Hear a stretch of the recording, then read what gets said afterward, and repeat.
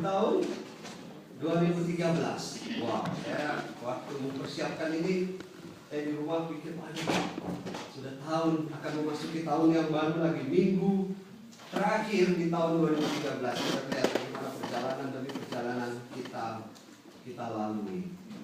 Saudara-saudara, membaca bagian firman Tuhan hari ini menjadi sangat menarik.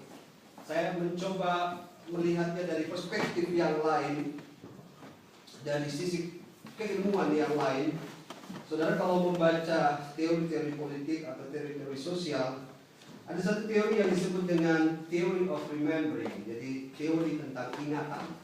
Ini sebuah teori khusus dan sangat baru, saya kira, merupakan kajian-kajian ilmu sosial dan ilmu politik yang disebut dengan theory of remembering. Kajian ini memang sangat kompleks, tetapi secara sederhana dia cuma mengatakan begini: teori ini dirancang untuk mencoba melihat masa lalu sebagai sesuatu yang dapat mempengaruhi konteks masa kini. Apa pengaruhnya? Pengaruhnya bisa positif, bisa negatif. Tergantung bagaimana kita memanfaatkan teori ini dalam kehidupan kita. Jadi saya kasih contoh misalnya begini. Bapak Ibu yang besar remaja di Indonesia yang seusia saya pasti mengalami itu, nonton film apa namanya? G30 SPKI.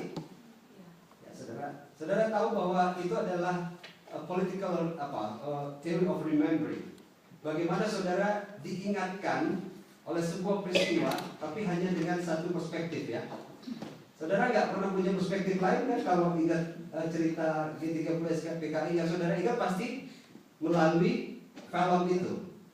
Itu adalah cara bagaimana kekuasaan mencoba mendesain sedemikian rupa memori kita, remembering, pikiran kita untuk menguasai. Jadi dampak dari theory of remembering ini sangat besar. Nah, ketika zaman Orde Baru runtuh, saudara lihat ada banyak perspektif sejarah ternyata yang bukan hanya dari film itu. Sehingga memori kita tidak hanya tertuju pada satu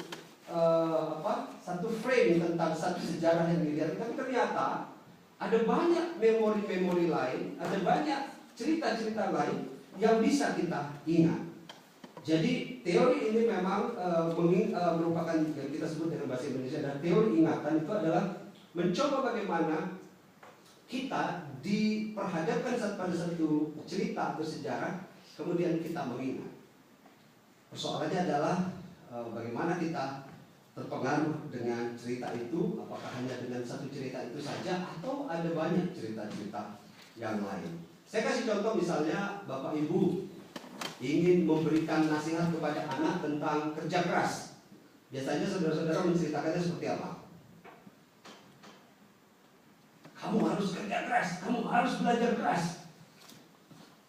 Bapak Ibu ceritanya gimana kira-kira?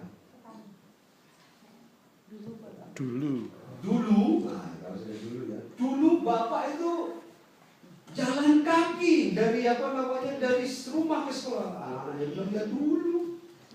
Kalau kita udah naik mobil, gunakannya. Tapi apa? Saudara mau bilang apa kepada anak-anak? Saudara ingin membuat sebuah cerita, kemudian masuk ke telinga anak-anak, kemudian menjadi remembering bagi mereka, ingatan bagi mereka. Dan saudara, kalau anak-anak itu menjadi pekerja keras, anak-anak itu berhasil dalam sekolahnya, Bapak Ibu sudah berhasil membuat sebuah political atau theory of remembering itu masuk di dalam pikiran mereka. Nah, ini sebuah teori sosial. Nah, yang menarik adalah kalau anak ini kemudian ketika dia ingat apa yang Bapak Ibu katakan, kemudian dia besar, dia dewasa, dia nikah, dia punya anak lagi, kemudian dia ceritakan lagi. Kemudian bukan hanya cerita kepada anak ini, tapi dia cerita lagi kepada tetangga, dia cerita lagi kepada saudara-saudara yang lain dan sebagainya dan saudara yang lainnya. Maka apa yang terjadi? Itu bukan lagi menjadi ingatan hanya saudara kepada anak, tapi sudah anak kepada cucu, cucu kepada teman tetangga dan sebagainya dan seterusnya, keluarga-keluarga dan sebagainya. Semua orang tahu cerita itu, maka itu sudah menjadi yang disebut dengan ingatan kolektif, yang disebut dengan collective remembering. Saudara sadar nggak, sadar tidak sadar, saudara semua termasuk di dalam collective remembering. Kita di Amerika ini sangat kental dengan collective remembering. Contohnya apa kira-kira? Saudara pergi ke festival, parade, apa semua itu. Saudara kan, wah tahun ini akan ada parade di mana? Di sini. Saudara, secara tidak langsung saudara sudah menjadi bagian dari collective remembering untuk ikut bersama-sama melihat itu. Sengaja saya kasih ini kepada anak-anak. Museum ini adalah bagian dari collective remembering. Karena di situ diingatkan semua tentang sejarah bagi semua orang yang ada di Amerika. Dan orang Amerika, pemerintah Amerika sangat tahu bagaimana membuat anak-anak bangsanya atau masyarakatnya itu setia, loyal sekali kepada bangsa ini. Salah satu caranya bagaimana? Collective remembering. Orang diajak semua untuk masuk museum, lihat ini kehebatan bangsa ini, sejarahnya seperti apa dan seterusnya. Dan mereka terbangun dengan collective remembering. Itu yang positif. Dan saya kira ini menjadi sesuatu yang penting juga bagi kita. Bagaimana kita juga harus membangun collective remembering bagi anak-anak kita di gereja ini. Kita pernah coba. Satu kali ini remaja-remaja mereka tanya, kenapa kita nggak buat Thanksgiving? Saudara lihat, collective remembering-nya seperti apa? Thanksgiving itu di jemaat kita. Di satu rumah. Di tiap tahun ada, kemudian di mana? Di rumah. Ketika dia dicoba digeser, collective remembering-nya agak rusak, gitu. agak tergoyang. Kenapa kok tidak buat di rumah? Kenapa kok buatnya di gereja? Misalnya, itu karena ada collective remembering di dalam pikiran kita, khususnya pikiran anak-anak. Kita bisa pakai ini sebagai kekuatan untuk membuat sebuah program-program dan seterusnya, apa yang kita bisa lakukan. Dan kita bisa pakai teori-teori ini untuk membangun gereja Tuhan itu sebagai satu potensi. Jadi ada collective remembering yang kita bisa buat dan kemudian kita bisa capai untuk mencapai tujuan apa yang kita mau capai. Nah, saudara-saudara yang dikasih dalam Tuhan itu teori sosial. Saya mau mengatakan ini juga, ternyata teori itu justru bermula dari zaman yang sangat tua ketika Yesaya mengingatkan umat Israel tentang ini. Di Yesaya 63 ayat 7-9 ini adalah sebuah collective remembering.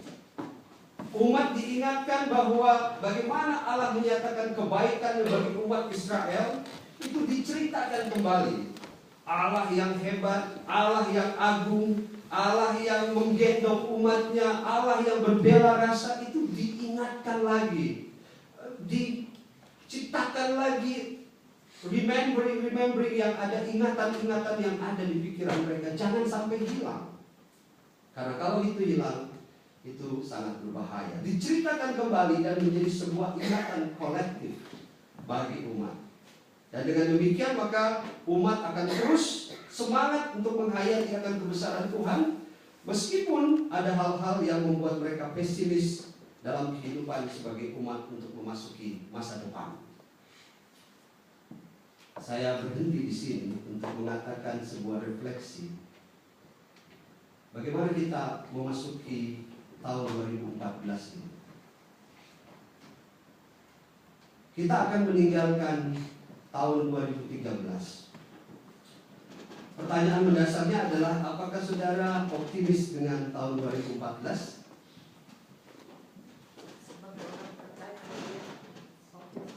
Harus optimis. Saudara optimis dengan pekerjaan saudara? Saudara optimis dengan bagaimana dengan ekonomi negara kita? Baik di Amerika maupun di Indonesia. Saudara optimis dengan insurans? Yang sekarang bikin pusing kepala ini, buat ini harus cek yang baru lagi, buat yang baru dan seterusnya. Saudara masih optimis dengan pembayaran akhir tahun? Bayar itu dan sebagainya, kredit dan seterusnya. Masih optimis gak kita dengan itu? Saudara, saya mengajak kita untuk membangun ingatan kolektif kita bersama-sama dengan Yesaya ketika dia mengingatkan umatnya untuk tetap menceritakan, tetap mengingat keagungan Tuhan bersama-sama dengan umat Israel. Meski terkadang di hati kecil kita atau mungkin sering kita merasa bahwa kita lebih agak pesimis dalam menghadapi kehidupan kita atau memasuki tahun yang baru. Mungkin ada perasaan itu, mungkin. Bagaimana dengan masa depan keluarga? Mau di sini atau di sana? Bagaimana dengan anak-anak? Pekerjaan baru, mencari pekerjaan baru, usaha baru, apakah berhasil atau tidak? Dan segudang pertanyaan lagi yang ada di pikiran kita. Tetapi dengan membangun ingatan kolektif kita hari ini bersama-sama dengan Yesaya yang mengingatkan umat bahwa Allah itu adalah Allah yang agung, Allah itu adalah Allah yang menolong kita. Kita toh masih diingatkan untuk meyakini betapa Allah yang sama juga ketika Yesaya mengingatkan umat itu adalah Allah yang menolong kehidupan kita. Sehingga kalau pertanyaannya apakah saudara optimis atau pesimis masuk ke dalam tahun 2014 ini, saudara, mari kita membangun ingatan kolektif kita tentang Allah yang selama ini telah begitu banyak menolong kita dalam semua kehidupan kita. Kalau tidak ada ingatan kolektif yang seperti itu, collective remembering itu tidak ada dalam pikiran kita, saya percaya bahwa kita akan menjadi sangat pesimis untuk masuk di tahun 2014 ini. Mari kita tetap membangun ingatan kolektif kita tentang Allah yang sama diimani oleh Yesaya dan umat Israel, yang juga adalah Allah yang sama bagi kita saat ini. Saya pagi tadi telepon Oma Nora dan minta maaf karena kemarin malam saya tidak bisa ikut acara selebrasi akan karya yang sudah dilakukan oleh Oma sekian tahun. Saya bilang sama Oma, boleh nggak hari ini Oma memberikan kesaksian? Jadi saya senang kemarin ada 3 yang itu drama, Oma Ice yang kemarin bisa ini, dan Oma yang lain. Hari ini Oma Nora, saya ingin memberi sebuah kesaksian. Nanti Oma saya juga boleh. Saya mau mengatakan saya bilang sama Oma, bisa nggak memberikan sebuah catatan penting bagi kita hari ini tentang collective remembering? Bagaimana Oma memulai sebuah pekerjaan itu, memasukinya, dan kemudian mengakhirinya dengan luar biasa. Agar itu bisa menjadi sebuah collective remembering bagi kita di sini, bahwa betapa Allah sangat mengasihi kita semua, secara khusus Oma dalam pekerjaan. Oma boleh memberikan kesaksian ini bagi kita. Silakan. Dan ini menjadi judul khotbah pada hari ini.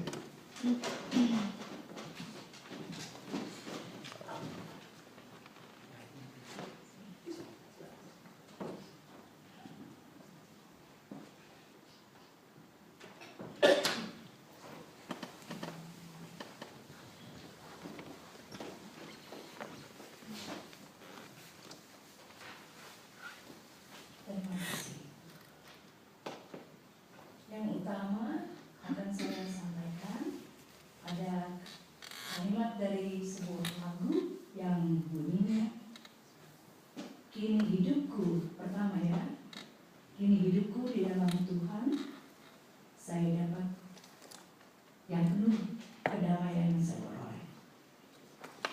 Langkah kedua yang kami lakukan, kenapa saya bilang kami?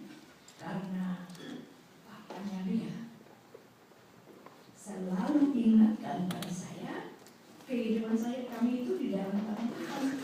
Nah, yang kedua dia bilang adalah hidup di ladang Tuhan, berkat akan melimpah. Apakah itu dalam bentuk kasih sayang? Apakah itu dalam bentuk materi? Itu terserah Tuhan. Saya tiba di Amerika, bekerja dari melakukan pekerjaan yang repot dan saya tidak mengerti cara anak. Saudara sampai